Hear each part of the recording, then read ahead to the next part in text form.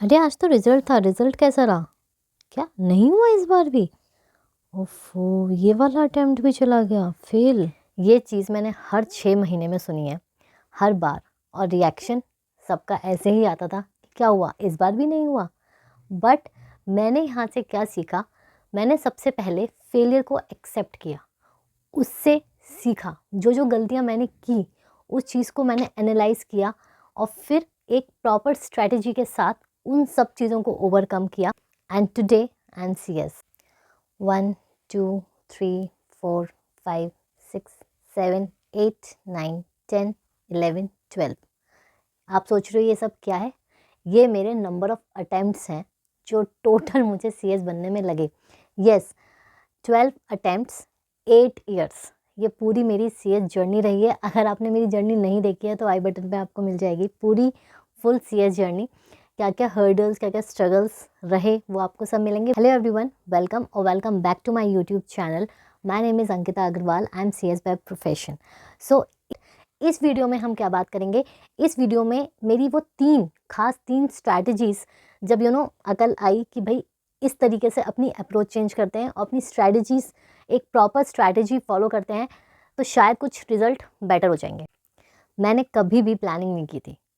अपना अटैम्प्ट आ गया जून में, कभी भी कुछ भी पढ़ना स्टार्ट कर दिया, चलो अब कंपनी लॉ पढ़ लेते हैं, अभी टैक्स पढ़ लेते हैं, रैंडम कुछ भी पिक करके मैं पढ़ना स्टार्ट कर देती थी। ये सबसे बड़ी मिस्टेक थी। आपको प्लान करके चलना है ताकि आपका टाइमली जो है रिवीजन कंप्लीट हो। तो मैंने स्टार्ट किया अपना, जैसे कि मेरा जून में अटैम्प्ट है तो मैंने जनवरी से ही प्लानिंग करनी शुरू कर दी।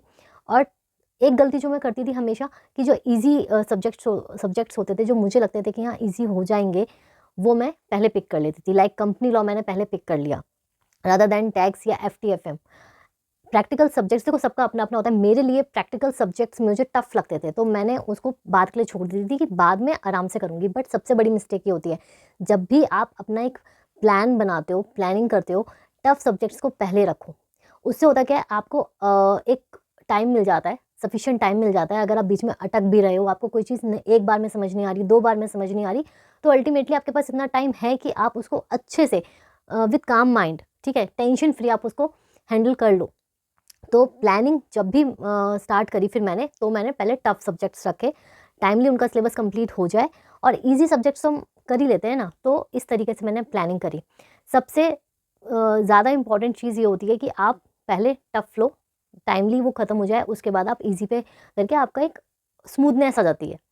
सेकंड जो चीज़ मैं गलत करती थी वो थी कि मेरे नंबर ऑफ़ आवर्स, मैं हमेशा फोकस क्या करती थी कि यार 12-13 आवर्स तो करने ही करने हैं किसी भी तरीके से। उस चक्कर में इफेक्टिवली प्रोडक्टिवली 2 आवर्स भी कंप्लीट नहीं होते थे।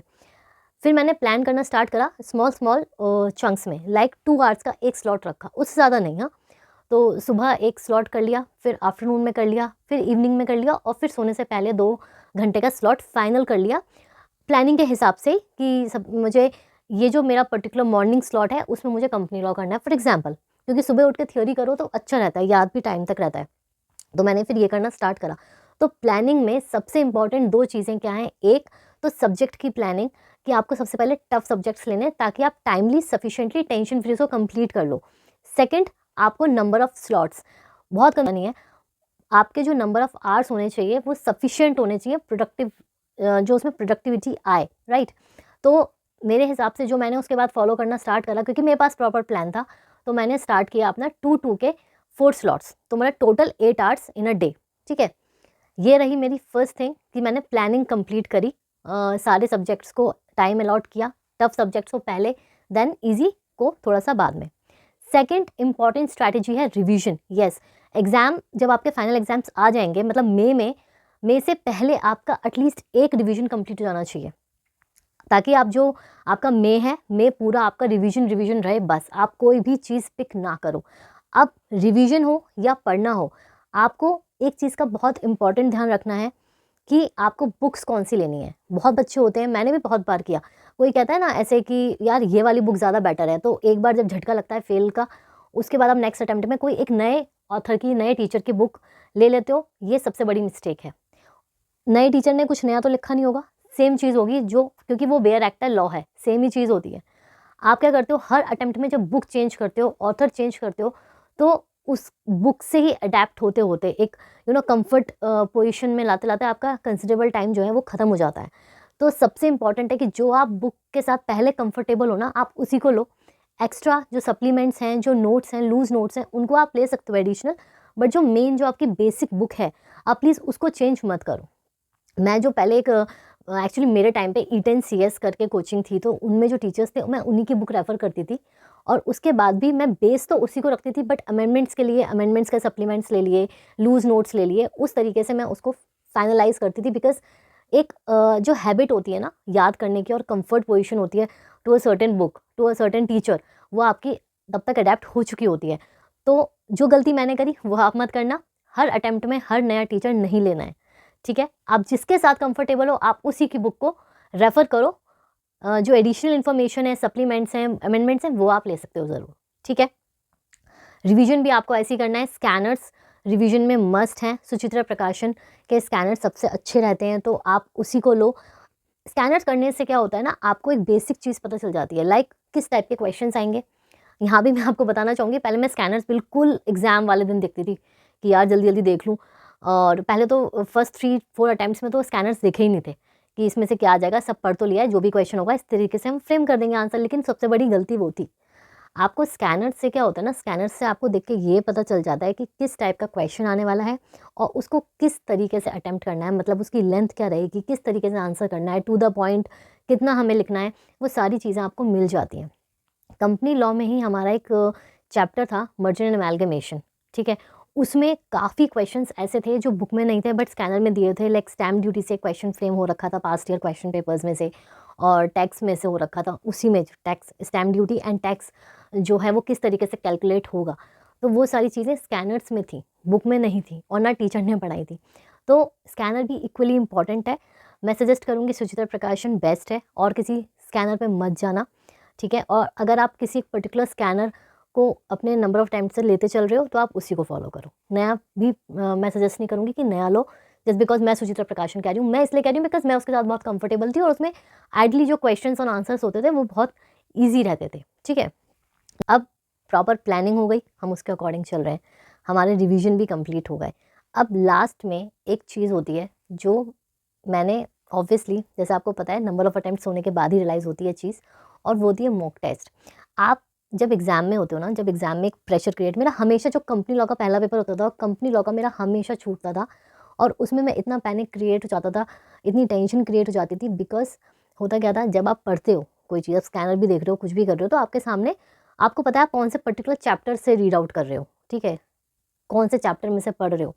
बट जब आप क्वेश्चन पेपर, सिर्फ क्वेश्चन पेपर को देखते हो ना उस दिन, एग्ज़ाम डे वाले दिन, तब तोते उठते हैं। सबसे पहले 1-2 मिनट तो इसमें जाते हैं कि कौन सा पर्टिकुलर टॉपिक और चैप्टर में से है। फिर आप अपना माइंड रिवर्स करते हो, पूरा छानते हो कि भई इसमें एग्ज़ैक्टली था क्या? क्योंकि वहाँ आपके पास कुछ नहीं है, आपको फुल फ्लेज्ड पूरा सिलेबस का क्वेश्चन पेपर दिया है, जो कभी भी कोई भी क्वेश्चन आ सकता है किसी भी चैप्टर में से, राइट? तो एग्ज़ाम से पहले मैंने मॉक टेस्ट देने शुरू करे, और उसके लिए क्या होता था, अब सबसे बड़ी दिक्कत मुझे जो आई, और मेरे पास तो कोई वो भी नहीं था इस चीज़ का तरीका कि मैं इवैल्यूएट, जब हम अपनी कॉपी इवैल्यूएट करते हैं तो हमें सब ठीक लगता है, हाँ ये भी सही है, ये भी सही है, मार्क्स पता नहीं क्यों नहीं आ रहे एग्जाम्स में, ये सब होता है। बट मॉक टेस्ट दो, एटलीस्ट उस प्रेशर से, बिल्कुल वही 3 आवर्स की विंडो रखो, उसमें आप बैठो, आपके पास कुछ नहीं होना चाहिए, कोई बुक टेबल पे कुछ नहीं होना चाहिए, क्लियरली वैसा ही उसी टाइम स्लॉट में, लाइक अगर जून है तो आपके एग्जाम सुबह होते हैं 9 to 12, तो मैंने इसी तरीके से अटेम्प्ट किया, बिकॉज ब्रेन उस तरीके से फंक्शन करता है। एग्ज़ाम से कुछ दिन पहले मैंने ये रूटीन बना लिया था। मैं जो एग्ज़ाम जो भी होता था उसका एक दिन पहले, जो 1.5 डेज़ मिलते हैं आपको, उस दिन मैं पूरा रिवीजन किया उठकर, और सुबह 9 बजे से 12 बजे के बीच में, क्यों मेरे एग्ज़ाम्स जून में थे इसलिए सुबह के स्लॉट में मैंने एग्ज़ाम देने शुरू करे। ट्रस्ट मी, बहुत फ़ायदा हुआ। एक तो जो आपका फाइनल एग्ज़ाम वाला दिन का जो प्रेशर होता है ना, वो बहुत कट डाउन हो जाता है। उसमें क्या होता है कि हाँ चलो ठीक है, हम दे के तो आ चुके हैं ना, बस। तो वो इतनी प्रेशर क्रिएट नहीं होता, प्रेशर क्रिएट होता है, टेंशन क्रिएट होती है, तो आप अल्टीमेटली आधा तो भूल ही जाते हो। फिर टाइम मैनेजमेंट बहुत इंपॉर्टेंट है। जब आप प्लान कर रहे हो, जब आप डेली बेसिस पे पढ़ रहे हो, तब भी टाइम मैनेजमेंट। ऐसा नहीं होना चाहिए कि आपने एक दिन पूरा एक चैप्टर को निकाल दिया, ऐसा भी नहीं होना चाहिए। Daily wise small small targets रखो, और उस तरीके से उसको अचीव करो, किसी दिन अगर रह भी गया तो नेक्स्ट डे करो या संडे को करो, जिस तरीके से भी आपको सूटेबल लगता है। तो ये समराइज़ कर रही हूँ मैं, प्रॉपर प्लानिंग में 2 चीज़ें बहुत इंपॉर्टेंट है, एक आपका number of hours and books कौन सी ले रहे हो आप और सब्जेक्ट्स कौन से चूज़ कर रहे हो, ठीक है। मैंने जो भी मेंटरशिप देनी स्टार्ट करी है और जो मैंने प्रीवियस दिसंबर अटेम्प्ट में भी दी थी, उसमें मैं बच्चों को यही पूछती हूँ कि आप बताओ आपके हिसाब से कौन सा टफ सब्जेक्ट है, कौन सा ईजी है, ताकि मैं उस तरीके से आपके हिसाब से कस्टमाइज़ करके प्लानर बनाऊँ। मैं अगर एक ही प्लानर सब बच्चों को दे दूँगी तो उससे फ़ायदा क्या होगा? किसी के लिए कुछ टफ है, किसी के लिए कुछ ईज़ी है। जैसे मेरे केस में क्या होता था, मुझे कंपनी लॉ बहुत ईज़ी लगती थी स्टार्टिंग से ही, टच वुड बट मुझे practical subjects like FT, FM, tax मुझसे नहीं हो पाता था, तो वो चीज़ मेरे लिए टफ थी। तो ऐसे ही हर एक स्टूडेंट के लिए अपने अपने टफ और ईजी सब्जेक्ट्स होंगे, उस हिसाब से मैं मेंटोर करती हूँ बच्चों को, उनके हिसाब से, ठीक है। तो अभी से मैंने प्लानर देने शुरू कर दिए हैं, काफ़ी बच्चे एनरोल हो चुके हैं।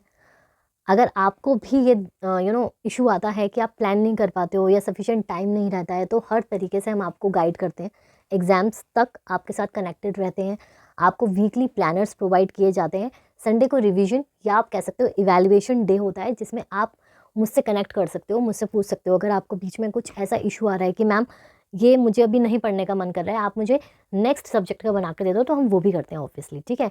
सो इसी के साथ मैंने आपको सारी स्ट्रैटेजी बता दी, सब कुछ बता दी। अगर आपको अब लगता है आप प्लानर के लिए आप मुझे कांटेक्ट कर सकते हो, नीचे आपको डिटेल्स मेंशन करी हुई हैं और डिस्क्रिप्शन में भी आपको डिटेल्स मिल जाएंगी।